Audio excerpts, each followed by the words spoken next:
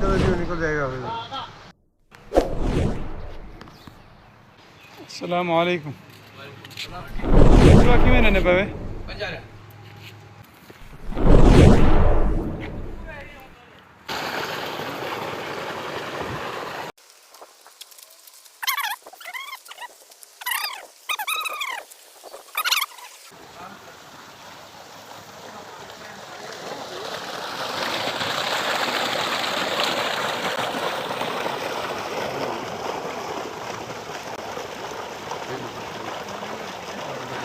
السلام علیکم، میں ہوں محمد عمران، موجود ہوں آج مدینہ منورہ حضرت سلمان فارسی رضی اللہ تعالیٰ عنہ کے باغ میں۔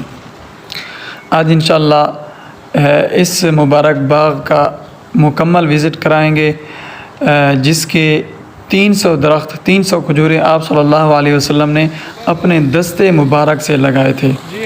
کیا واقعہ ہے حضرت سلمان فارسی رضی اللہ تعالیٰ عنہ کا، اور حضرت سلمان فارسی رضی اللہ تعالیٰ عنہ اصل میں کہاں سے تھے، اور مدینہ طیبہ کیسے تشریف لائے، اور اسلام قبول کیسے کیا، سارا واقعہ انشاءاللہ میں آپ کو مختصر الفاظ میں سنانے کی کوشش کروں گا۔ واقعہ بہت زیادہ لمبا ہے۔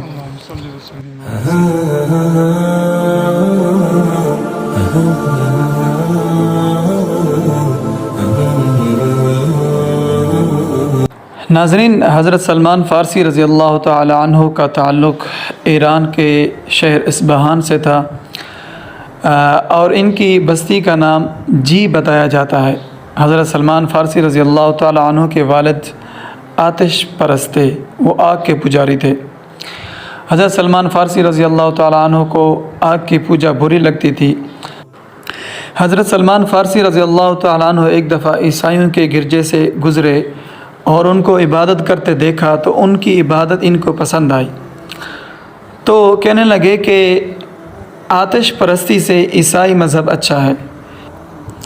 اس لیے حضرت سلمان فارسی رضی اللہ تعالی عنہ نے عیسائیت اختیار کر لی اور ایک عرصہ عیسائی مذہب کے پیروکار رہے، اور راہبوں نے حضرت سلمان فارسی رضی اللہ تعالیٰ عنہ کو بتایا کہ ابھی نبی آخر الزمان آنے والے ہیں، ہمارے جانے کے بعد آپ ان کی پیروی کرنا۔ تو حضرت سلمان فارسی رضی اللہ تعالیٰ عنہ نے بتایا کہ پوچھا ان کی کوئی نشانی تو ہوگی، تو انہوں نے کہا، راہبوں نے بتایا کہ ان کی 3 نشانیاں ہوں گی۔ نمبر 1 کہ وہ صدقہ قبول نہیں کریں گے، نمبر 2 ہدیہ قبول کریں گے، اور نمبر 3 ان کی قبر مبارک پہ مہر نبوت ہوگی۔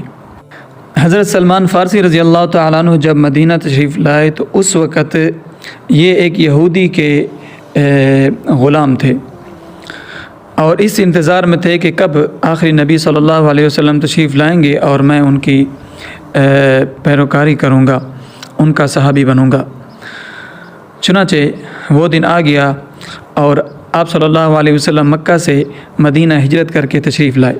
حضرت سلمان فارسی رضی اللہ تعالیٰ عنہ کو جیسے ہی پتہ چلا، حضرت سلمان فارسی رضی اللہ تعالیٰ عنہ کچھ کھجوریں لے گئے، کچھ سامان لے گئے، اور عرض کیا کہ یا رسول اللہ، یہ ہدیہ ہے۔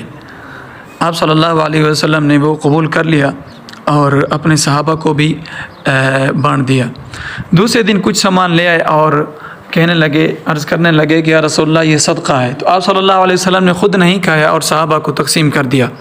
تیسرے دن پھر تشریف لائے، آپ صلی اللہ علیہ وسلم جنت البقیع میں کسی تدفین میں مصروف تھے، تو حضرت سلمان فارسی رضی اللہ تعالیٰ عنہ اس کوشش میں تھے کہ کسی طرح مہر نبوت کو دیکھ لوں۔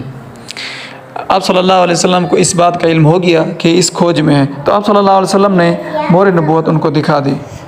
چنانچہ حضرت سلمان فارسی رضی اللہ تعالیٰ عنہ کو علم ہو گیا کہ آپ صلی اللہ علیہ وسلم اللہ کے سچے رسول ہیں، تو آپ صلی اللہ علیہ وسلم کی نبوت پر وہ ایمان لے آئے اور صحابی رسول بن گئے۔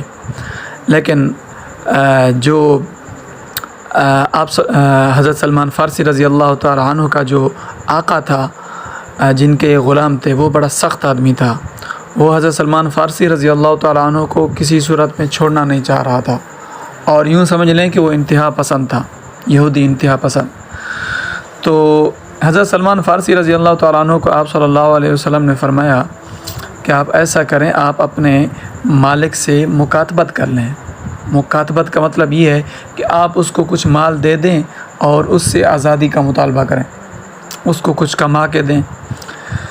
تو چنانچہ حضرت سلمان فارسی رضی اللہ تعالیٰ عنہ نے جب اپنے مالک سے بات کی تو اس نے کہا کہ مجھے 40 اوقیہ جو ہے تو سونا دیں اور کچھ اور کہا کہ 300 درخت مجھے لگا کر دو، پھر میں آپ کو چھوڑوں گا۔